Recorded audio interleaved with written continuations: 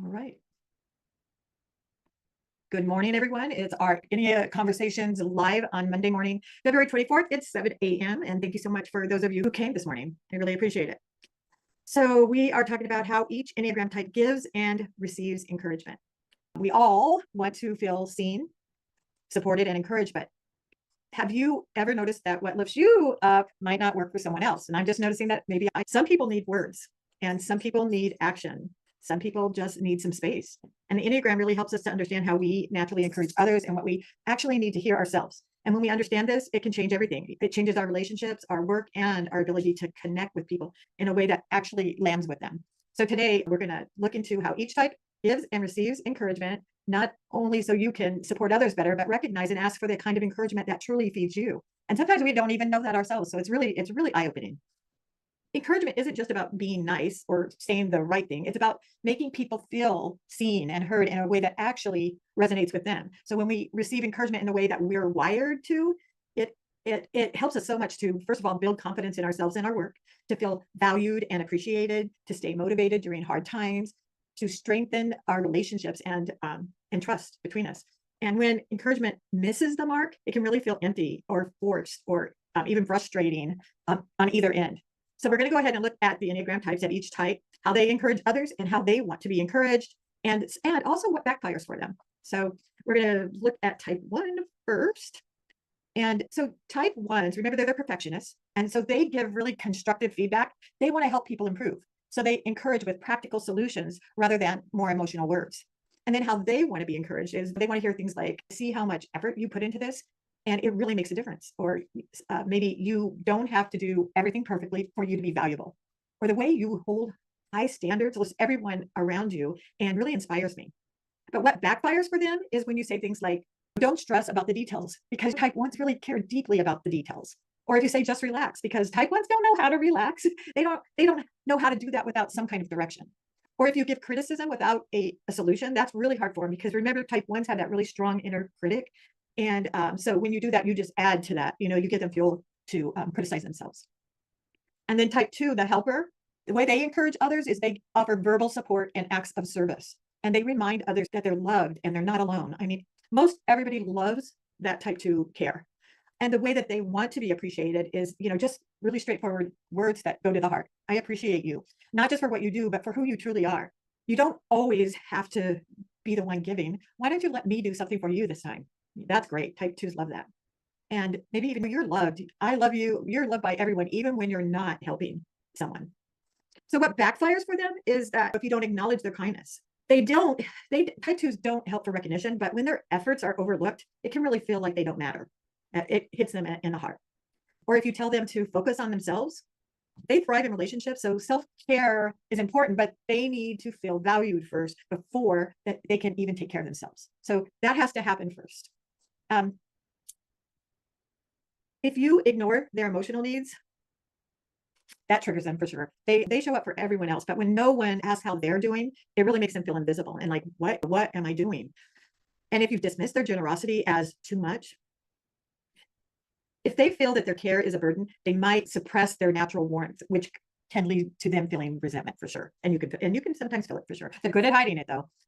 All right, so type 3, the achiever, they encourage others by celebrating wins, and they're really good at pushing people towards success. They're very good support for other people's success as well as their own. They inspire others by leading by example. So how they want to be encouraged is, with words like, I see how much work you're putting in. It's really inspiring to me. But you don't always have to be on. It's okay to be just you.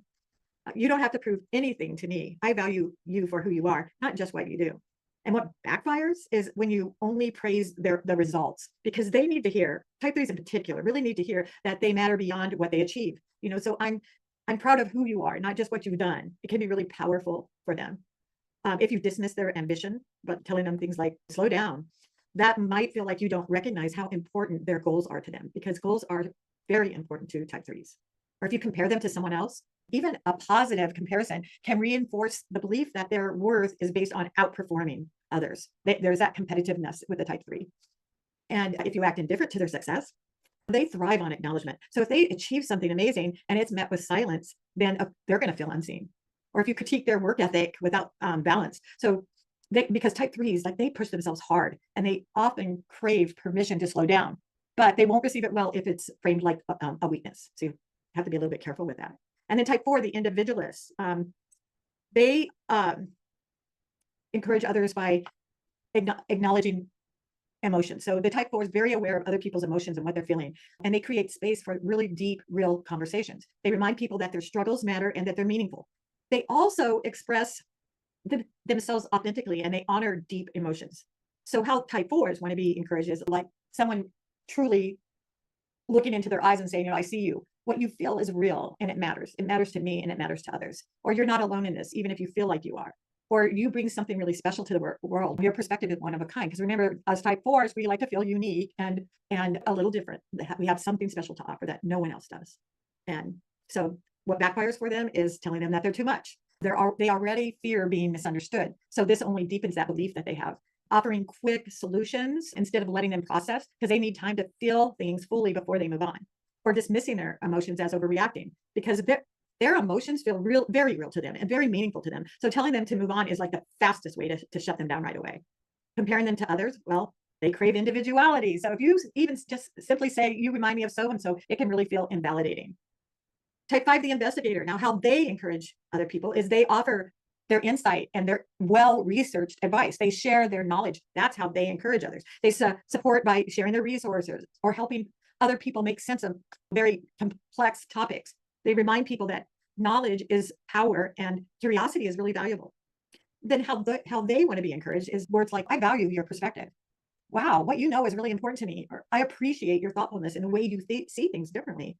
Or you don't have to have all the answers to be valuable. Remind them of that sometimes. Or and this one's a good one. I respect your need for space and time to process things. Well, that feels validating for sure to a type five. What backfires for them is pushing them to talk when they're not ready because they need that time to process before they say things. And or invalidating their need for space because that's how they recharge in solitude. They need that time to be alone. And telling them to get out more, be more social feels really draining to them. Or overloading them with emotional intensity because they prefer logic and reason. Too much emotional energy at once can feel overwhelming, absolutely. Or asking them for an immediate response because they like to research and think really deeply before giving their opinion. And then type six, the loyalist, and we do have a lot of type six in the notary community for sure, and in this community. So how they encourage others is that they check in, they offer consistent, reliable support. They're those responsible, steady people. They encourage by reminding people that they're not alone. They create this stability and security for those that they care about. And the way to encourage them is, I've got your back. You're not alone in this. If they're your partner, just letting them know that you are there and you will be there. That's very important for type six. You don't have to have everything figured out right now. You tell them that they're capable. I believe you are capable of handling whatever comes next. I have faith in you. I trust your instincts. You don't need to doubt yourself so much. You've got it. But what backfires for them is telling them to just trust the process because they want to trust, but they also need reassurance and they need facts to feel secure. They have this innate insecurity about safety. So if you dismiss their worries, that doesn't work for them because they're wired to scan for risks. So saying, oh, it's fine, without addressing their concerns really makes them feel unheard.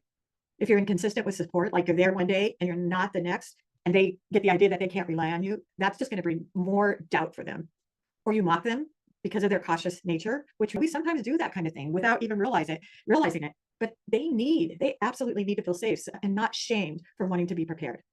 And then type seven, the enthusiasts, how they encourage others. It just comes naturally because they're those positive, encouraging people. They bring excitement, new perspectives, optimism, and they help others see possibilities instead of problems. So type sevens are just naturally encouragers, and how they want to be encouraged is with words like, you bring so much energy and joy. You just light up the room when you're here.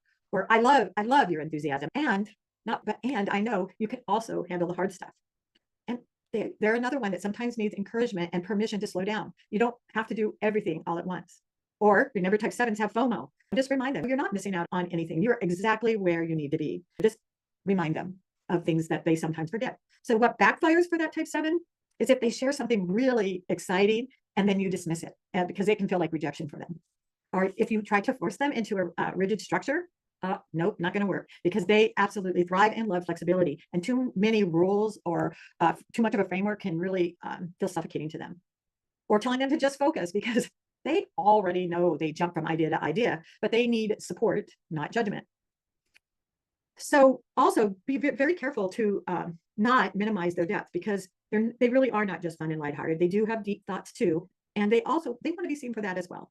And then type 8, the challenger, remember, they're out there, they're big energy, and they challenge people to step up and own their power. So they're really like inspiring. They encourage through their directness, their action, and their loyalty. And type 8s, the way they want to be encouraged is like, they love to feel respected. Respect is a very big thing for type 8. So I respect how strong you are, and I trust you to handle this. You don't have to carry everything alone. I've got your back. Because type 8s a lot of times think that they're the only, that people let them down, that people don't follow through. So if you encourage them and then you do that, you show them, you take a load off their shoulders like you wouldn't believe. And if you let them know that their presence makes an impact and you really appreciate their leadership, those are the words that go straight to their heart. Now, what backfires too much is if you soften what you're going to say too much, because they prefer that blunt honesty over sugarcoating. Just tell them like it is. Or if you tell them to calm down, they don't respect people who try to shrink them. They want people around them who appreciate who they are, big energy and all. Or if you challenge them in a way that feels like an attack to them, they need, oops, I forgot to change stuff. You guys could speak up, you know. I'll go really slow through this. Get so into what I'm doing. All right. There's type 8. So if you tell them, or if you challenge them in a way that feels like an attack, they need that strength, not hostility. So type 9 is the peacemaker. And they provide comfort, understanding, and quiet presence. They encourage other people by providing that calm, accepting space where people feel safe. They help others find peace and balance in difficult situations. And they're really, really good at reminding people to slow down and take a breath when things are overwhelming. And how type 9s want to feel encouraged is with words that say things like, you matter, and your voice is very important here. Or you bring so much peace to those around you. Thank you so much for that. Or your presence makes a difference, even when you don't realize it. Or you don't have to keep the peace at your own expense. You know, that's a big one for type 9s because they truly believe that. So what backfires for a type 9 is pushing them to make decisions because they need time to process, and being rushed can make them shut down completely or avoid the situation entirely.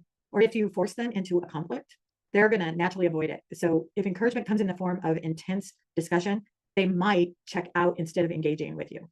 Or if you overload them with strong opinions, of course, because they struggle with prioritizing their own opinions or their own needs.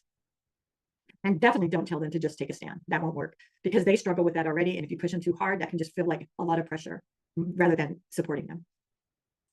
All right, I'm going to tell you a little bit about how I use the Enneagram to encourage my people. I've already told you, you know, that the Enneagram has really completely changed how I encourage people closest to me. And because I've really learned, the people closest to me, I've learned what their Enneagram types are. And I have read up on it because relationships, I'm a type 4, I'm a heart person. Relationships mean everything to me with those people that I care about. So my partner, Harold, he's a type 6, he's the loyalist, and he's one who needs reassurance, consistency, and trust. And I will tell you right away that this was not an easy relationship for me at all. But the Enneagram made a big difference for me because it made me more compassionate, more empathetic, more understanding of how he was thinking when I was making up my own stories about, you know, what I was seeing. So this changed everything for me. So now I say, you make this decision. I trust your judgment. Or sometimes I just give him time and say, you don't have to figure out everything right now. Or remind him that he's handled tough situations before and did a great job. And I know that he's going to figure this one out too. So that way I'm not taking on, which I can tend to do, take on his and just take over and make that decision for him. I'm like giving him space to do it, giving him encouragement and support for it. And I avoid those words like, you know, don't worry about it, because that discounts them and just makes them more anxious. And I definitely don't say just go with the flow, because they need to feel secure and not dismissive. And that's kind of dismissive, which of course I didn't know that at first. So Harold needs to know that I'm here for him no matter what, that I trust his judgment and I have his back. And I have learned to just sit back and be there. Just be there for him, to listen to his worries and his concerns, and then just give him the words that he needs to hear from me instead of the words that I might need to hear in the same situation. Yeah, that was a big one. And then there's Bill, my son. A lot of you know him. He's the enthusiast, type 7, and he needs that freedom. He needs excitement. He needs possibilities. That's in it. He always has. So I say things to him like, I really love how you bring joy and happiness everywhere you go. And I see that he does. And occasionally I'll say, you know, don't let this one day make you doubt yourself, because you naturally bring light and positivity wherever you go. And I'll tell him that I see how much energy that you put into making your life exactly as you want it. And because that is inspiring to me and it's a true gift.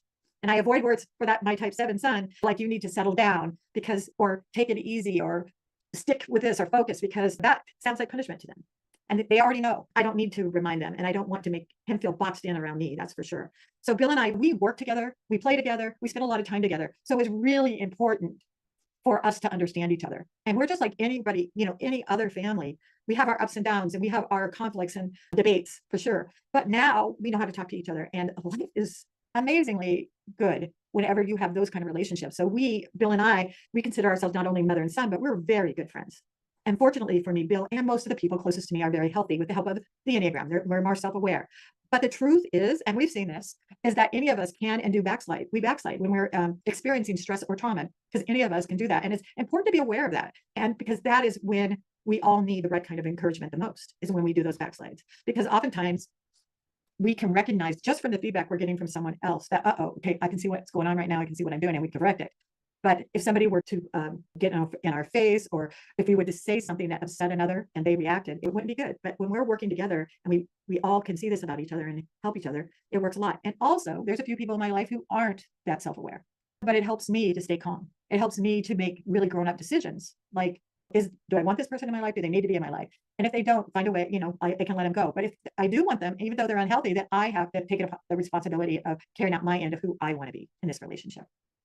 Then there's my daughter, Amy, and she is a type 2 with a really strong connection to type 4 and type 8. So type 4 is emotional, type 8 is powerful. So this is type 2s. There's a really amazing connection and for type 2s and different ways that they can go.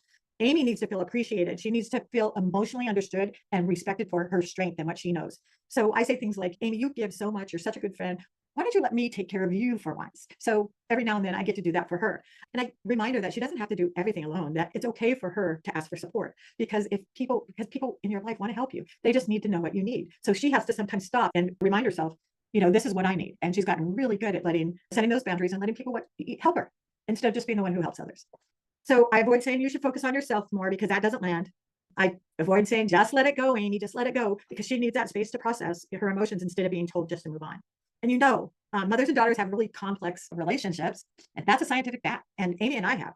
The Enneagram has really helped us to be deeper, stronger, more authentic, and just so much closer. And I hear my daughter oftentimes describe me as her best friend. And there's nothing better than that, because we have had a rocky road in the past, but we made our way through and we continue to.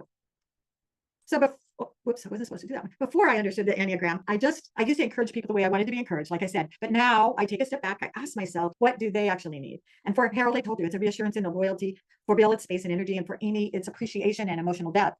So I've really seen firsthand how the right kind of encouragement makes all the difference. So when we start speaking to people in a way that they can actually hear, we don't just encourage them. We create trust, a deeper trust and a deeper connection between them. So I'm just wondering, have you ever tried to encourage someone and you just got a blank stare, or worse, maybe you made them feel worse? I can say that I have. And so encouragement is meant to lift people up, but sometimes it misses that mark. And here's why: because encouraging people the way you need encouragement instead of how they need it. So like the type 5 needs knowledge and logic, but a type 2 needs warmth and appreciation. And what fuels one can leave the other one feeling depleted and completely disconnected, or using generic phrases instead of meaningful words that connect with their core motivation. So instead of saying, like, you did great, to a type 3, that might not land. That might not land at all. So you might want to go a little deeper, a little bit more detail, like your hard work, your leadership made such a difference in this project, or dismissing their struggles instead of validating them. So we talked about that. When type 6 is overthinking, doesn't reassure them. If we say stop overthinking, it just makes them feel unheard. So when encouragement falls flat, it's usually because we're not speaking their language. But the moment we adjust ourselves, little adjustments can change everything. And as you know, this is going to help you in business and relationships. You communicate more effectively. You support your clients, your coworkers, or employees in ways that actually motivate them personally. You strengthen your relationships by making the people around you feel truly seen. And encouragement isn't one size fits all. When we learn how people are wired, we can really stop guessing and we can start connecting. So just take a few minutes or a few seconds to think about what kind of encouragement actually lifts you up. Do you need words? Do you need action? Do you need space? Or do you need a reminder that you're already enough? And next time that you encourage someone else, consider their Enneagram type. Because sometimes you can just tell that they're probably a type 2 or they're type 1. They're very detail oriented and things have to be just perfect. Some types are easier to see than others. Some people are just they're extreme introverts. They need time to themselves, and you can see that they're a type 5. Or that you can see the Bills in the world. They're always upbeat and full of energy and very encouraging. And they keep things kind of surface level, and you might see a type 7, and those 8s, you see their energy coming in the room before they even get there. So just think about what others need and what response and encouragement they might need from you. So, all right. Thank you so much, you guys. I know that went a little bit longer than I thought. but did any of it make you think about something different or consider something? I have a question. I've tried to read and figure out my son, and I, I don't know. I can't seem to do it. I go back and forth on things. I can hardly, sometimes I can't tell the difference between one or another. And that's my son. You know, I don't know how I would apply this to other people. You know, I try and think about my friends, and I don't have any idea which type they are. I don't know how to apply this to dealing with Other people. Yeah, and that's, I mean, the truth of the matter is we can't choose somebody else's type for them, but we can see, and definitely can't do it for everyone, but people that that we're around, we can see certain tendencies. And usually the type ones are pretty easy to see because you can tell when people are really, if you spend a little bit of time with them, you can tell if they're really hard on themselves. That, you know, the type ones, if they expect perfection from themselves and others, you can see there's certain types that are. Well, what if they expect perfection from themselves, but not from others? Well, then maybe they're just related to that, to it one. So you might want to look at the wings of the 9. Yeah, or, see, my son is hard on himself, but he doesn't expect anything from anybody else. I don't think. I don't know. Shoot, I don't know. yeah. Well, ones are also really good at hiding that because they don't think it's right to judge others. So they're judging themselves because I'm judging others, but they have that expectation of them too. That's a strong one, but it could be a 2 with a strong 1 wing, or it could be a 9 with a strong 1 wing. There's then there are connections across the way. He might be a 9 because he does not he avoids confrontation. He doesn't like that. He does like to keep the peace. So he may, but he's very hard on himself. And I always have to remind him, you know, like, what is the worst that can happen if you screw up? You know what I mean? What is the worst that's going to happen? And, you know, I have to make him think about that because he doesn't remember to think, you know, to think about that. Yeah, right. Yeah, most of us didn't especially when we were young. So, you know, we're just tough on ourselves on the most part. Yeah. So, yeah. And so the other thing is that in one of my ebooks, and you might have it because you've attended a webinar, there's a little assessment in it, and maybe you could just get them to, you know, take that quick assessment to give you some ideas. Yeah, I might do that because that's a good idea. Because I was going to say, how did you do it with Bill? Did you give him the assessment, or do you just sit back and study, you know, and watch? Yeah. Well, it's certain people, because now Bill's the one who turned me on to the Enneagram. So we went through it together, discovering what types we were. And we're both Enneagram, you know, we're certified Enneagram practitioners. So we discuss it regularly. It's a big topic to us. And we have fun with it. Sometimes on TV, even TV characters, like, but do you think they're but because the other thing I discovered is that the big movie industry or television industry, they use the Enneagram to create their characters. So they start there with that Enneagram types. It's very interesting. And now, of course, now they know things, I can see it. Yeah. So I have a comment. Oh. Yes. I have a comment. Like, okay, you know how you say, I might be tell them how you accept compliments or need to be treated, and they're opposite of you or different than you. But then they're like not that type to do that. You see what I'm saying? So that's kind of. Yeah, I think that when you're in a close relationship, most of us will try to give each other what we need to the point that we can. I mean, Harold is a type 6. It's not easy for him. He really and truly, if I'm honest, he's never going to be my, you know, that deep, emotional person. Partner. Yeah. And that's, you know, I'm okay with that. I know that's something that, because of all of his other qualities, I have friends who can give me that part. But what he and I need to do is understand each other so that we can coexist in a joyful relationship. So he knows that about me. So he doesn't like overreact. Or honestly, he'll just sit there and listen to me whenever I need to talk in a deep manner, or when I have emotional things to talk about. He'll just sit and listen to me. And that's enough for me. That just, he'll ask me questions or something like that. He doesn't necessarily give me feedback or share his own, but that's not who he is. So that's like what you're saying, Marilyn. We have to come to terms with whatever the people in our life and decide, you know, does this work for me or not? And then find ways to make it the best it can be. Yeah. So what about you, Melissa? Do you have any comments? Well, that was me who said that. Oh, I'm sorry. I thought it was for some reason. There we go. Okay. Yeah. All right. And Marilyn, how about you? Thank you for sharing that, because that kind of put a net on my personal thing to understand that I'm a 1, 2, 3, so it's very hard for me to get pushed back with people that don't. So I'm learning that not to take it personal. Yeah. And that's a 1, 2, 3. We take it personal, and it's learning a lot. And also, what you said, you know, Diane, about, you know, having your other friends fulfill stuff that when your partner can't. And thank you for saying that, because that kind of opens my eyes to a little different more of, you know, rethinking things and trying to get out the 1, 2, 3 portion of me. Yeah. And because I do think that we have this tendency to expect our partner to be our everything. I was just going to say that. Yeah, nobody's going to be our everything, right? So I think age and experience in life helps you to really understand that. Yeah, especially when you're, gone through a couple and you're at our age starting over, it's really hard because it's a whole different kind of thing and people in a different place than where they were 30 years ago. Yeah. And I think that's a hard thing for us to learn as older single people, because we all have baggage, we all have stuff that we have to do that even though you don't like what's on the other side of the baggage, it's just there. Yeah. Yeah. Thank you. Oh, you're welcome. Yeah, I love this stuff because it always, even if I've heard things over and over again, something will land every time. Yeah. What about anybody here have kids?